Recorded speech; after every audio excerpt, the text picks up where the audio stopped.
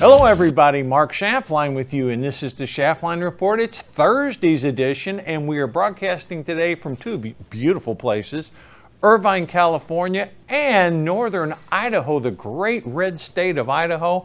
Folks, I want to welcome back a guest on Schaftlein Report, Gabe Rench. Happy to have you with me today, host of CrossPolitics.com and your CEO of Pengo Media. You have a fascinating story to tell. We talked about it last time you were on the show, but first of all, welcome back. Happy to see you again, and welcome back to the show. Mark, thanks for having me. Always good to be with you. You know, folks, it's an interesting story. All right, most of you know I spent a few weeks over in Asia. So while I'm in Asia, I'm sitting there scrolling through my phone, looking at news, and all of a sudden I come across Schaftlein Report alumni Gabe Rench, and I'm saying, well, Gabe, what's the story here? And it was a success for the good guys side. So with that, Gabe, I'm going to let you talk a little bit about our audience, refresh them about what actually happened, what you went through, and what we deem now not only a moral victory, but a financial victory, and just the right outcome given all the stuff that people on the right and conservatives had to deal with over the past couple of years. Yeah, Mark, just to kind of remind your viewers, back in 2020, when all the COVID craziness was happening, I'm in Idaho, and I live in a blue dot in a red state. So I'm a very liberal town. I'm in the town of University of Idaho called Moscow, Idaho. And it really is kind of run by a liberal cult. This is not a pejorative. I'll explain it here in a minute. But the liberals in town kind of run the city council, have the mayorship, kind of have the political power in town. And so when COVID entered into our country, whatever you want to call it, our mayor, March 20th or 26th, I can't remember the exact date, of 2020, ordered shutdown downtown before there's even one case of COVID in our town.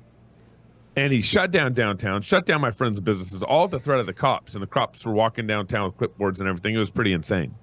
And so small town, Moscow, Idaho, surrounded by farm fields, University of Idaho, run by liberals. And then within a week or two, our mayor was going 5 miles outside of town, drinking beer and playing golf with his buddies. So he shuts down restaurants in town and goes and plays golf 5 miles outside of his restricted area. And so we start protesting, and the way my church protests is we basically go and sing psalms and hymns outside for 20 minutes in downtown, in the middle of downtown Moscow. And the order included you had to remain 6 feet apart where you could not wear a mask outside. Outside. So outside. That's the important thing. Outside. Most people had the ordinance where it's like, if you go inside a building, you got to wear a mask.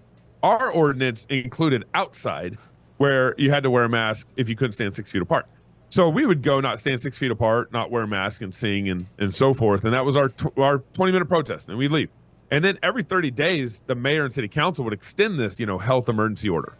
June 2nd, July 30th, August 30th. Well, Black Lives Matter came through town. They, of course, protested. They were nonviolent when they came through town.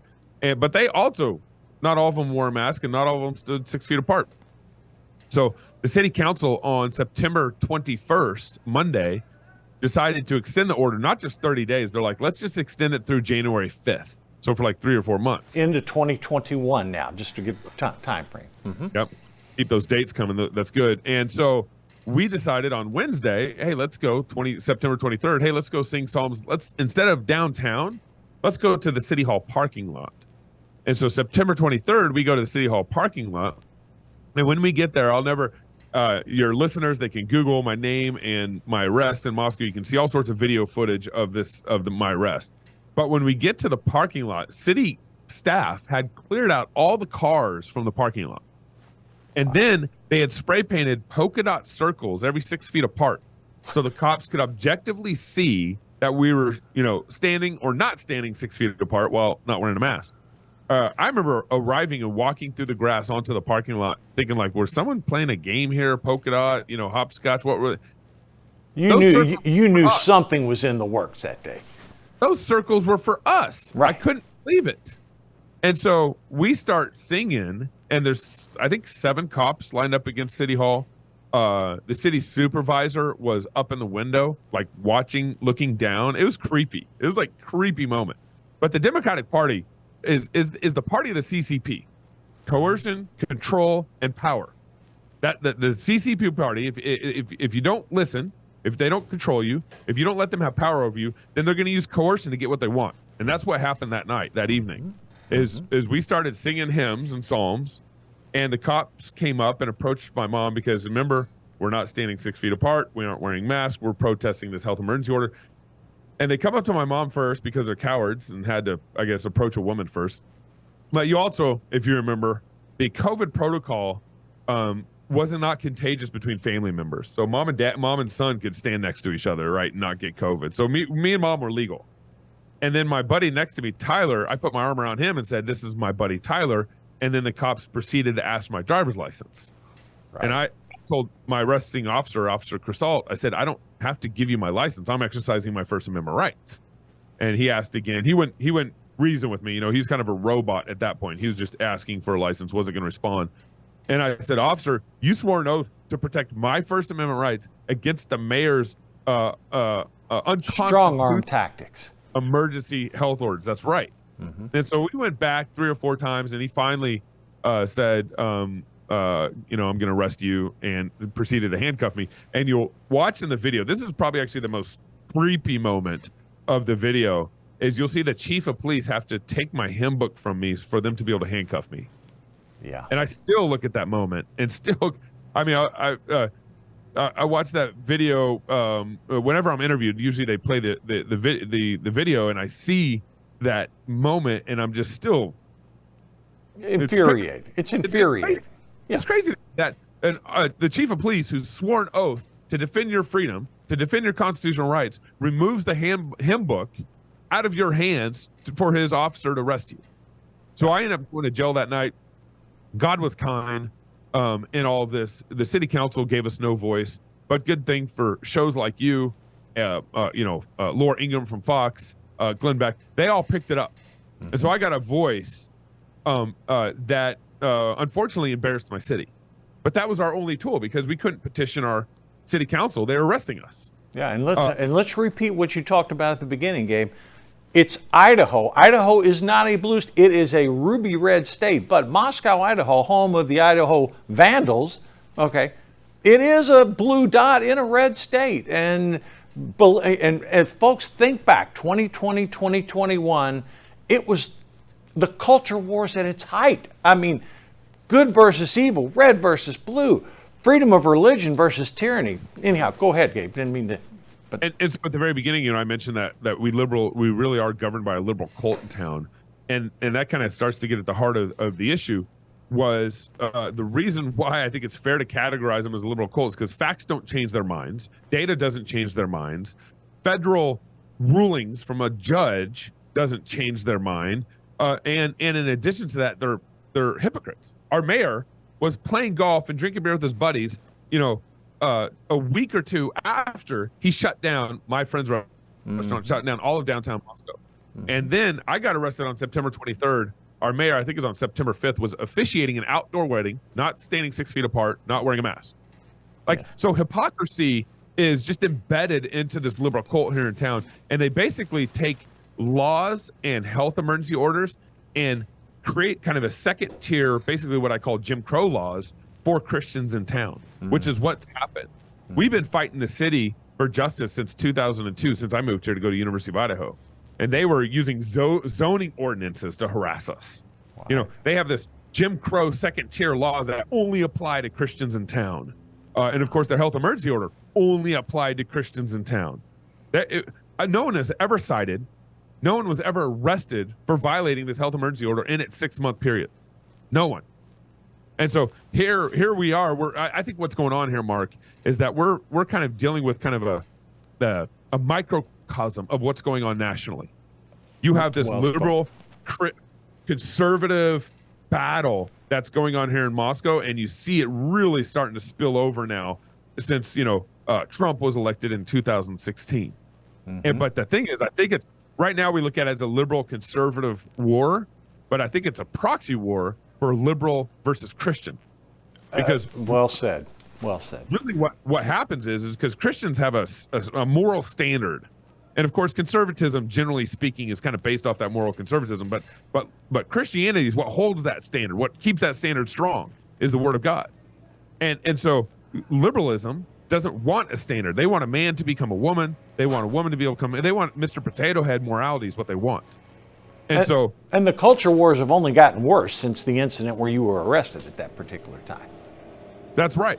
I mean, it's unbelievable to me that people are now getting fired from their job because they refuse to refer to another employee as their own personal pronouns.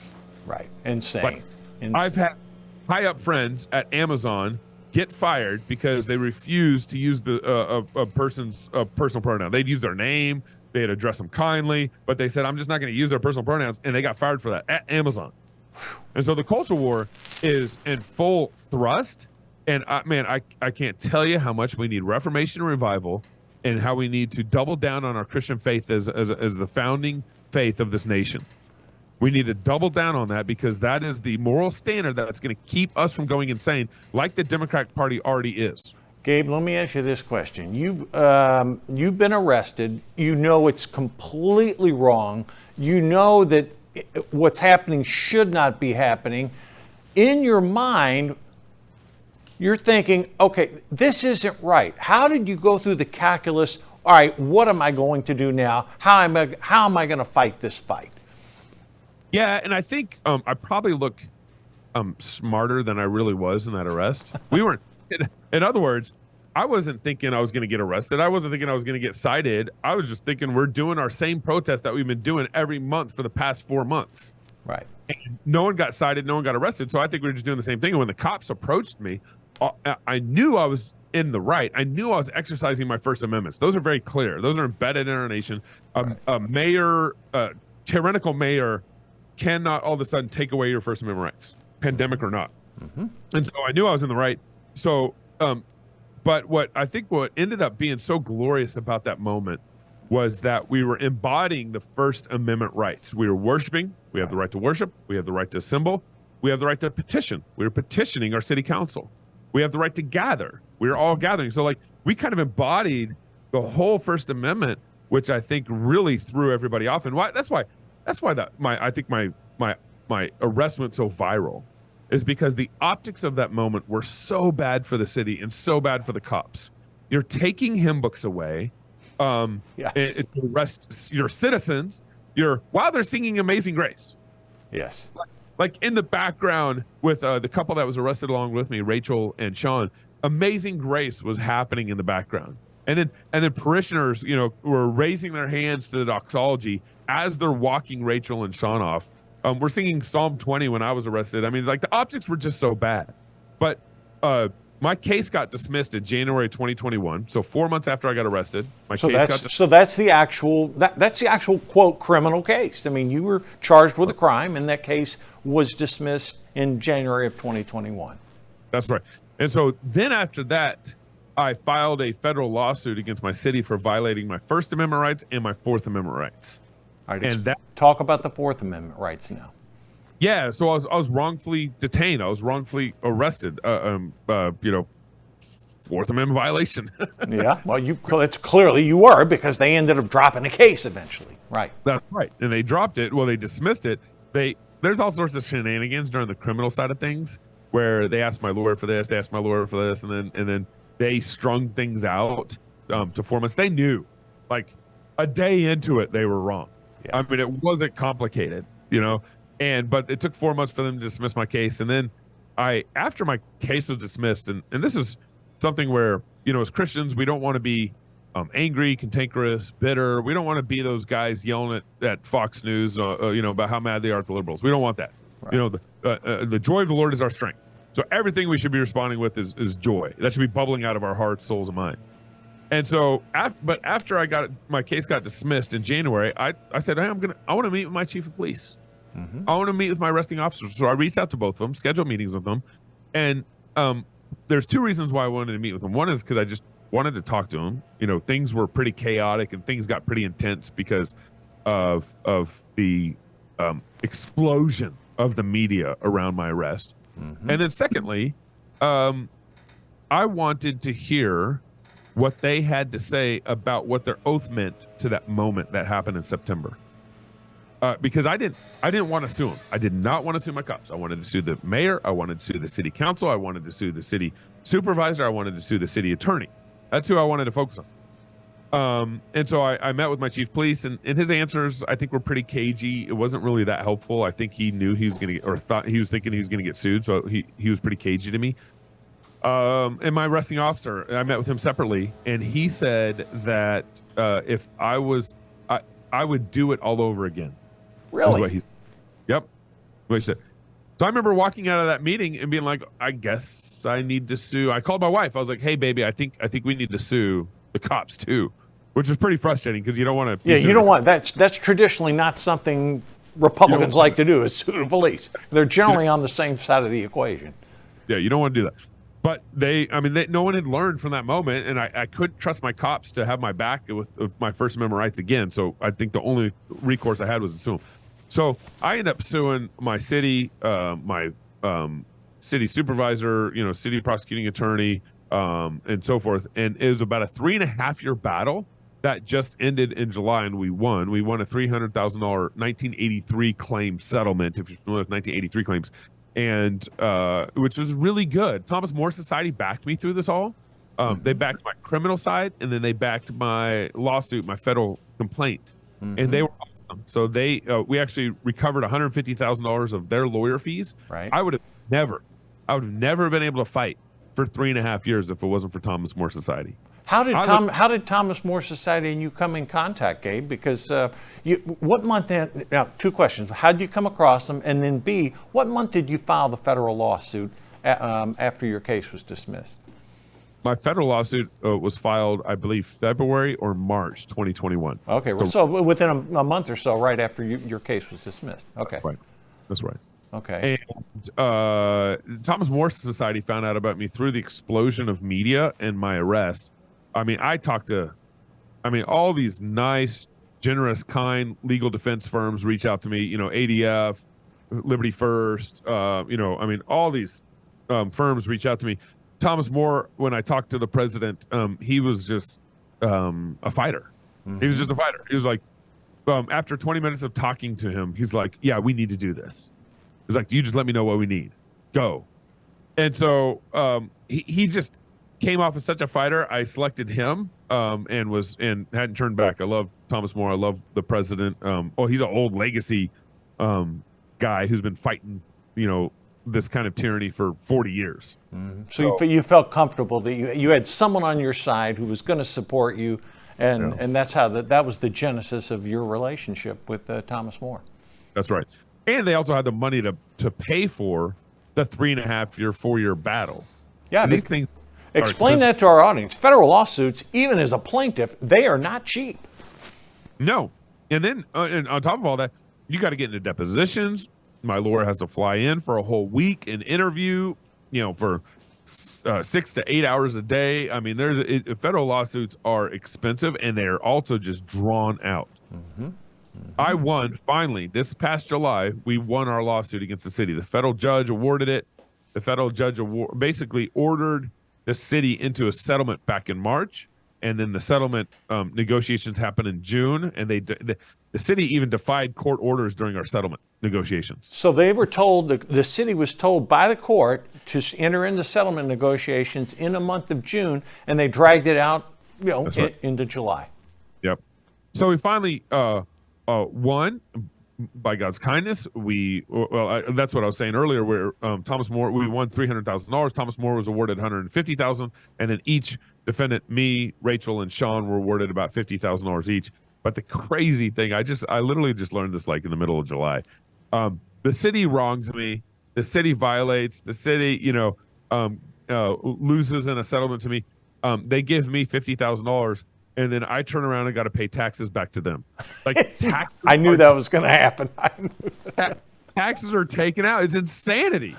I was like, what is going on here? They took the tax. I knew you were going to tell me that. I mean, I knew that was coming, and we didn't talk about that previously. But and you know what, Gabe? That's why this is so fascinating to me, because I'm sitting here. and again, folks, at the time I was in Vietnam. Vietnam is a communist country, however, they've embraced capitalism. Okay, sometimes in this country, we feel like we're a capitalistic country going the other way. So it was such refreshing news when I saw Gabe Rench awarded $300,000 in settlement of discrimination case. And I'm like, you know what? And you were like the poster child representing conservatives, because conservatives all across this country, a lot of people did what you did. I mean, I'm thinking back to that time frame in 2020, 2021 particularly, and you remember what was going on. Cuomo would get on TV every day, and the media made him a god-like type figure, and Fauci was on there talking, and now we see some of the blatant misrepresentation and discredited statements. But one thing was the bedrock of everything was you weren't fighting the government policy. You were exercising your First Amendment right to express your freedom of expression, freedom of speech. You knew damn good and well being outside, there was no reason to have to wear a mask 6 feet distant. I mean, you knew all that kind of stuff.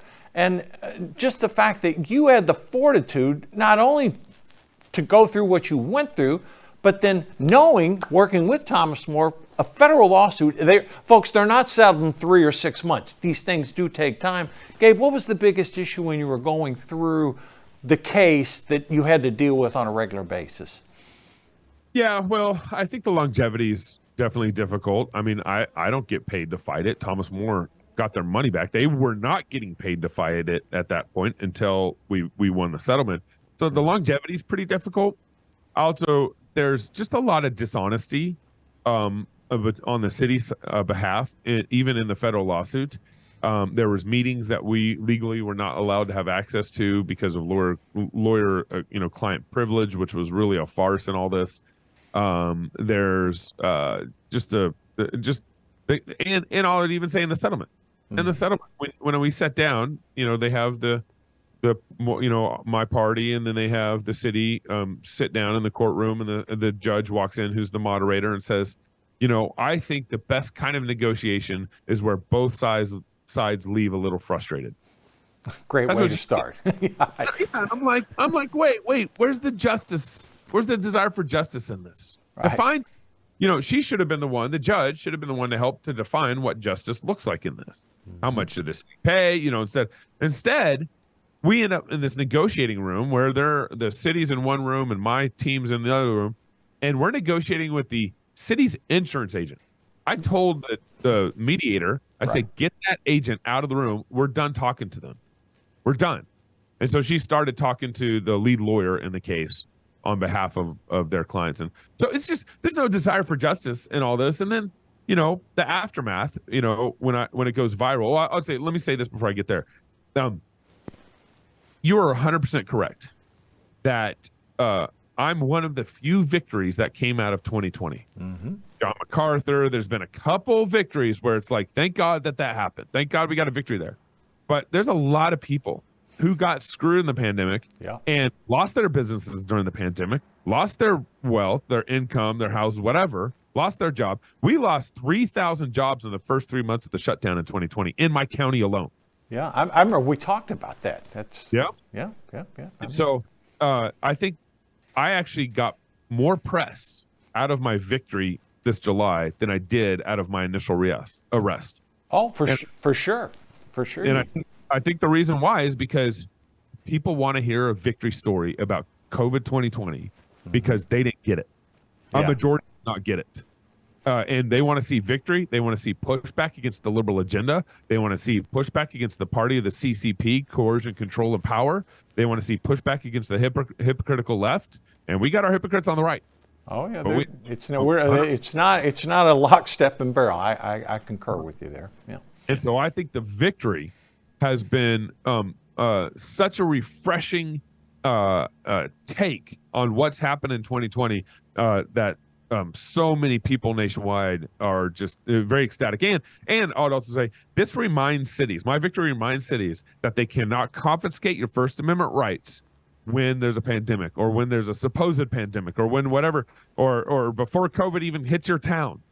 They can't confiscate your First Amendment rights. And so I think it's a powerful reminder nationwide, similar to John MacArthur and his church battle. I think these are both staple verdicts with what happened nationwide and everything. Let me go back to the original criminal case. I call it criminal because you were legally arrested. When you went there and they had the paintings where everybody was supposed to stand, in your opinion, had the city coerced the police into taking this to the next level? Because in previous cases, no one got arrested.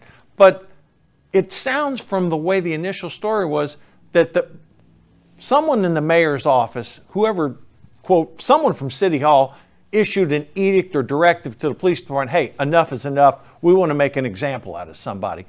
Yeah. Did that cross your mind? And did that, in your conversations afterward with police chief and the arresting officer, what was your feelings? I mean, do you think that happened? Yeah. I think the city council and the mayor definitely were tired of us. Again, you challenge liberal cult power, they will eventually resort to coercion, which is what happened. So you challenge their power, you challenge their control over the situation, and they will get to using coercion, which is what happened. So I think they were tired of us. I think after 6 months of protesting and emailing and talking and texting with them and having dialogue with them, I think after 6 months they were done. I think the liberals were done. We pushed them too far and they cracked. And so that's what happens with the liberal cult. The other layer that was going on here, Mark, that I didn't really talk about, because this is more of a correlation to draw or a potential correlation. Causation is not, doesn't always, correlation doesn't always mean causation. But I was also running for county commissioner in our town, and they arrested me 2 months before my election. I lost. Is there a tie-in? There's someone else running for political office that's been arrested a couple times. Yep. Yeah, exactly. And I've never heard of a candidate, especially in local elections, getting arrested and then winning their race. All the mayor and the city council were against me. They did not vote for me. They were all fighting against me. I was running for county commissioner. I wasn't even running for a local city position. They were all against me. They're all telling their friends to vote against me. You can draw whatever conclusions, but causation doesn't always mean correlation, so forth. But they arrested me, and then 2 months later, I lost my election. Wow. Well, I purposely tied that in because that is happening in this country right now. I mean, on a scale that you experienced on a local level, we are seeing it. And I'm not editorializing on the case. I'm pointing out the similarities here, folks, because never in the history of this country, I shouldn't say never, genuinely, for the most part in the history of this country, we do not see what we're seeing nowadays. I mean, Gabe, it's like, and I don't want to tie it in exclusively to former President Trump, but 3 arrests of a former president and possibly another one pending.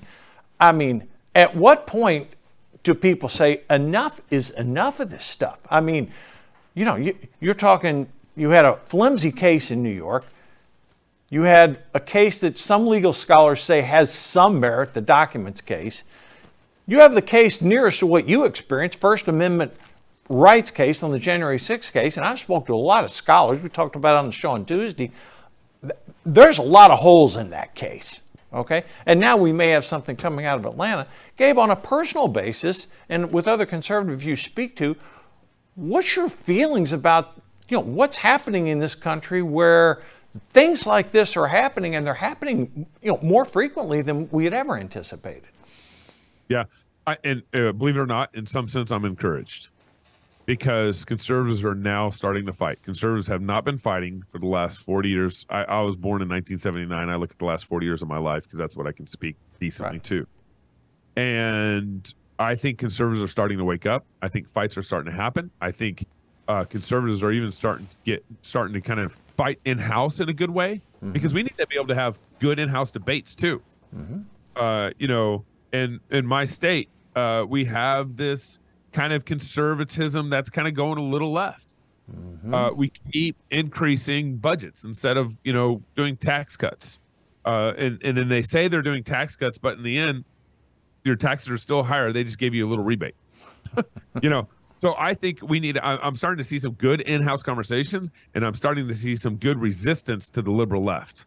I think over the next 20 years, 40 years are very critical and very crucial for our country. We're probably going to have some sort of new country birth out of all this battle here in the next 40 years. I just don't know how you resolve a state like New York who will kill babies in the womb up to partial birth abortion and have Idaho, which has a heartbeat bill. I don't know how those states can exist in a union.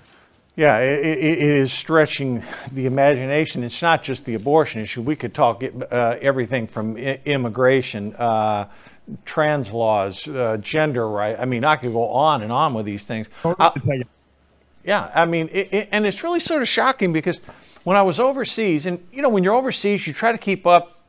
I'm in the business world, and obviously it's easy to keep up with the business world, but you want to keep up with what's happening in your country.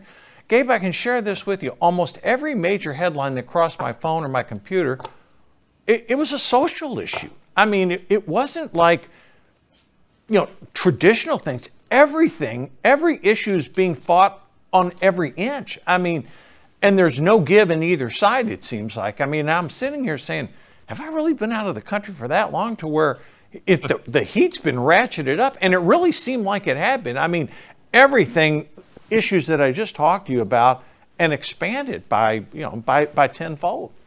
Yeah. The Mitt Romney campaign movement about focusing on the economic issues, not about the social issues, was really bad for conservatives. Because for two reasons. One is the social issues matter, if not more than the economic issues. They clearly do. Clearly right? they do. Clearly they do. And we're talking about grooming children now, right? Secondly, it's inescapable. You can't disconnect social issues from economics. You can't. The nuclear family is the basis for all culture, all society, all politics, and all economics. The family is the nuclear of economics. Is where economics begins. Dad's got to work. Mom's got to take care of the home. We got to bring food in. Then the kids start to grow up to work and start to help and participate. You're growing your own economy in house first. And once you see the destruction of the nuclear family, which is what the Democratic Party wants, they want Mr. Potato Head morality in the Democratic Party, and they want that upon our nation. And once you see the destruction of the family, you're going to see the destruction of our economy. It's inevitable. That's what happens. What's your opinion about some of these companies that have been really ripped apart based upon an embrace of what I deem to be far left cultural issues? I could, from the Target to the Bud Lights, I could go on and on, but, it seems like, it used to be where the left played that game, where if conservatives did something that the left viewed, this is bad, they would get canceled. And to go along the lines of what you're talking about, Gabe, all of a sudden a light bulb went off in some conservatives saying, wait a second, two can play this game. I'm not editorializing it's a good game or a bad game. I'm just saying it's like the rules are now being engaged. Both sides are engaging now, whereas in the past it was only one side engaging. Yeah. I think kind of the bigger issue here for me also in all this was that conservatives for the longest time were told to keep your faith out of your business. And I don't think that's how God wants us to operate. I don't think that's how we should be doing this. I can't. And so conservatives were kind of cowed or kind of thinking that, we don't need to, our business doesn't need to get tangled up into the social battles of our time.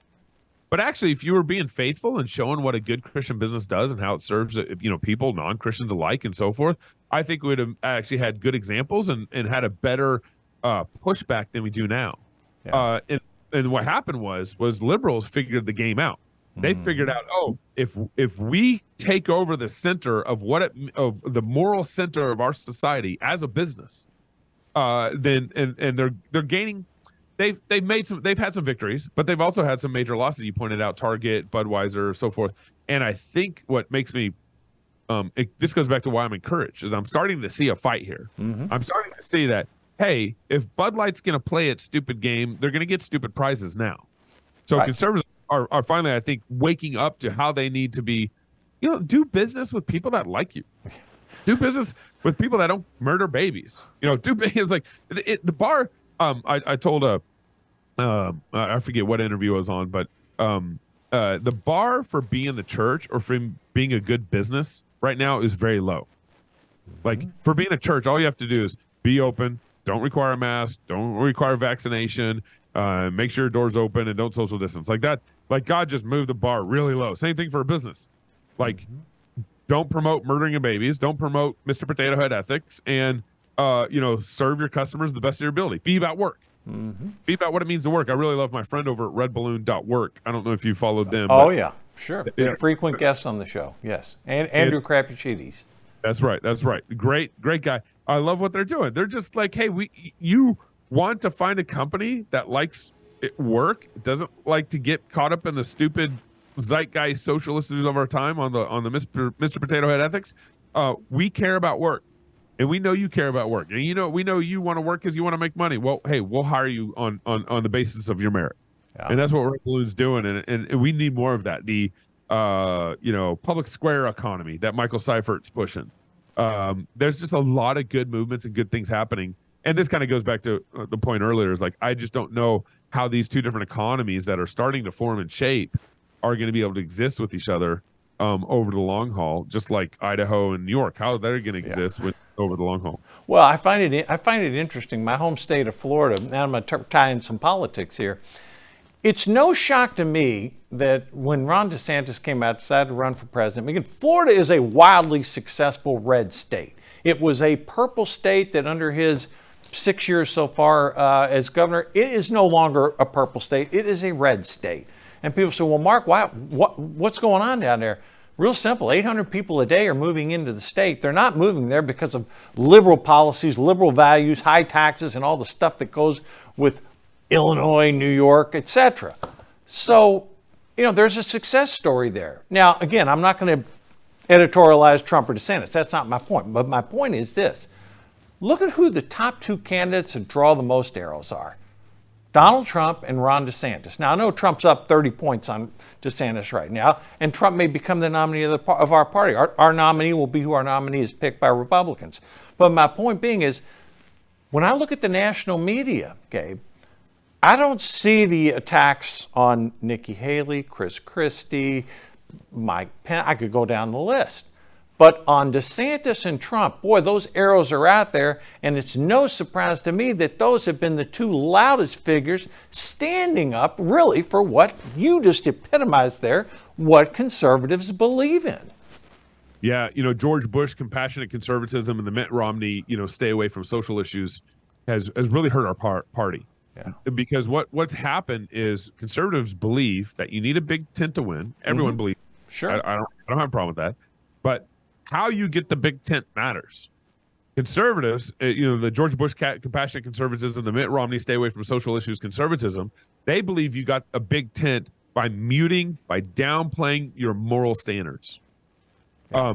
What you see with like Trump or DeSantis, the big tent happens when you're a strong leader. Yeah. Like I prefer a big tent around someone who's a strong leader than a big tent around someone who's softening their moral edges. And so I think the big tent moving forward should be that we should push a strong and courageous leadership that stands and that has convictions, biblical moral convictions, and conservative convictions on how to run the economy. That's the kind of leadership that we need, and that's how you create a big tent. We created the big tent the wrong way in the past, and we need to change how we create a big tent in the future. Gabe, how would you view in other words, we see a lot of polls, right track, wrong track. Virtually 75-80% of the time, 75-80% of the people, again, this crosses party lines, right, left, or independent, but 75-80% of the public think the country is moving in the wrong direction. From a red state and a blue dot city, how do you see things right now in our country?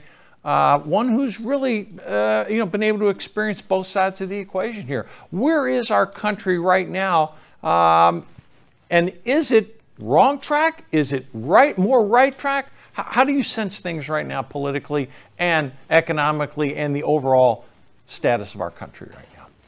Yeah, so the division in our country is only going to get stronger and starker. I think we're probably going to head into some sort of downturn in the economy this next 3 to 5 years. I think it's going to be a shorter downturn. I do, because I think most of it's been man-made.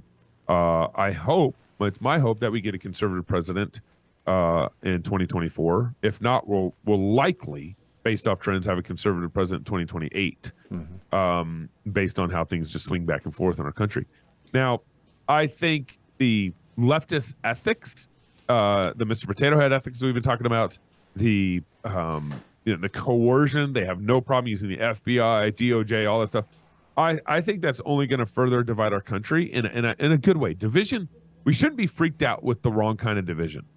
Now there is, we shouldn't be freaked out with the right kind of division. There is a wrong kind of division, but I think division is healthy. And I think, let me illustrate what I'm talking about here regarding division. I live in Idaho, and I'm 7 miles from the Washington state border. And Idaho has basically ended abortion. We need to do a couple more things to end it. We're at the heartbeat level now. But Idaho's basically ended abortion, and the state of Washington keeps expanding abortion. Watch a culture of life spring up in Idaho over these next 40 years. Watch the culture of death. You're already seeing it in Seattle. You're already seeing the homelessness and the despair. Homelessness is a product of despair. It's not a product of, it's a product of despair, culture, the breakdown of the family. That's what homelessness is. It's not a social construct like Democrats want to push it. Yeah. And watch a culture of life spring up in Idaho, and a culture that I think that again, that kind of example is broadly applicable nationwide. So in the long run, like I said earlier, I'm encouraged. I think the states that are conservative are starting to go even more conservative. They're starting to double back down on some of their convictions. The conservatives have kids. The leftists don't.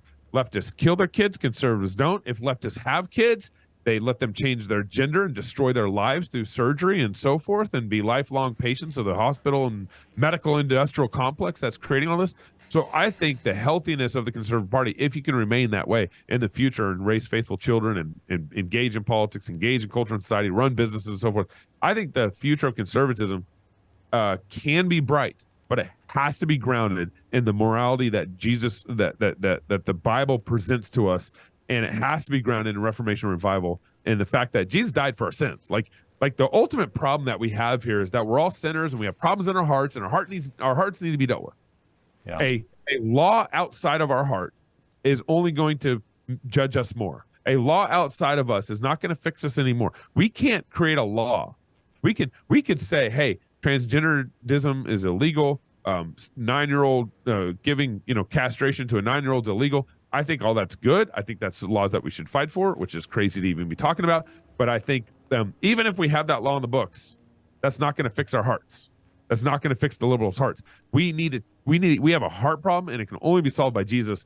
But I think I do see pockets in faithfulness and the beginnings of Reformation and revival in our country, and that's why I'm encouraged. Well, Gabe, I got to tell you something. Those are encouraging words. I mean, you took a very proactive stance there, and I think as an American, you have to be proactive. I mean, look, you and I may have a belief on the certain right side. Another American may be center left or far left. They may believe, in their principles. Again, that's why we have elections, folks. I mean, we are a divided country. It's clear as day we're divided. But we're not divided on every single issue. At times, the media makes it seem that way. But at the end of the day, things normally break down to a core certain amount of issues and a core beliefs. And look, I think it's important that people stand up for what they believe in, whether you're on the left or whether you're on the right. And what we started talking about at the beginning of the show, free speech, it works on both sides, Gabe. It works on our side on the right. And, similar type thing. I may be disgusted by what some of the people on the left are saying, but you know what? They have as much right under our Constitution to say what they believe as what someone on the right believes, as long as it's within the context where, it's not illegal or you're not inflicting harm on some individual. But, again, I think your points, Gabe, you're sort of spot on here. And folks, we're going to be going through election season coming up. First, we got to go through the primaries. And Gabe, everybody in the world says it's going to be Donald Trump and it's going to be Joe Biden. I've been around politics for a long time. And what you always think is going to happen doesn't necessarily happen. But folks, at the end of the day, and I do want to close it with one other piece about your great state of Idaho. Things are unpredictable, Gabe. I mean, I can tell you right now, I think I know where 42 states are going to vote, but there's 8 states that are up for grabs. And one of them's probably not Idaho and the other's probably not Florida. But my point is, people need to get out. They need to support people who believe in their principles, and they need to vote and make sure their vote gets counted. Yeah, I think election integrity is a big issue, especially in particular states where they took advantage of the COVID reorder of election integrity. And I think that we need to continue to fight that battle and restore confidence in our election system. I think that's a big part of it. I do think at this point, the data and the surveys are showing that it's going to be a Trump-Biden showdown. I agree with you. I think I don't think it's going to end up that way. I'm not quite sure the exact equation, the exact outcome. But I mean, right now, elderly abuse is happening in the White House. Yeah, you have a bunch of people abusing Joe Biden. I mean, I don't know how else you look at what's going on with Joe Biden, them trying to prop him up, them trying to push him out in the public. I mean, it's elderly abuse. It's plain and simple. And I think with Trump, I mean, the government, talk about election interference. The Department of Justice, the FBI, all these agencies, New York, Georgia now, all these agencies are going after Trump. And I think the play there is, I think they really want Trump to be the nominee because I think they think Biden can beat Trump again. Well, and I think in addition to that play, I think they want all the court trials to happen next September and October. So that way they can dirty him up and throw poo on Trump as best they can to try to get him not voted in November. So that's what I think. That's how I see the lay of the land right now. Now that could change. Mm-hmm. Joe Biden could, be proven to be actually incompetent in the Democratic Party. We already see it in our party. But I think Joe Biden could end up not running. You could end up getting a Gavin Newsom situation. I'm in your camp. There's all kind of things that could happen. And while every poll indicates it's going to be Biden and Trump, but you know what? Just like we talked on Tuesday, things change in politics, Gabe. We just don't know. But one thing we do know, if we stick with our convictions and support those who we believe in, I think at the end of the day, most of the time this country, we get pulled to the left, we get pulled to the right, but I think 60% of this country is somewhere center left or center right. The country tends to pull back where most people are. So, Gabe, I got to tell you one thing. I really want to thank you for joining me today. The story is great. Closing comment, you got about a minute left. Talk about CrossPolitic.com and, give our audience, how can they stay in contact with you? Because I know a lot of people will. Yeah, CrossPolitic.com. It's a show I host. It's basically Jesus the Lord over politics. We started in 2016 2 months before Trump got elected. Great time to start a show. God's been kind. We're on Xfinity and DirecTV and of course on social media and so forth. I love it. I host it with my pastor and my friend who's a filmmaker, and we talk Jesus and politics. It's great. And we actually have our first, not our first. We have a Fight, Laugh, Feast conference. That's our tagline: Fight, Laugh, Feast. We have our Fight, Laugh, Feast conference this year at the Ark Encounter in Kentucky on the politics of 6-day creation in October. Go to fightlaughfeast.com to check it out. Mark, love to have you out there too. My home state. Hey, Gabe, thank you so much for joining me today. My pleasure. And you know what? It's not going to be that long before you're coming back on because I really value your opinions. Thank you for your contribution to our country, and thank you for joining me today. Thanks for having me, Mark. Okay, folks, that's it for this week. We will be back next week. We will cut through all the propaganda, stay on top of it, and always give it to you straight. Thanks for viewing. Thanks for listening. We'll see you next Tuesday.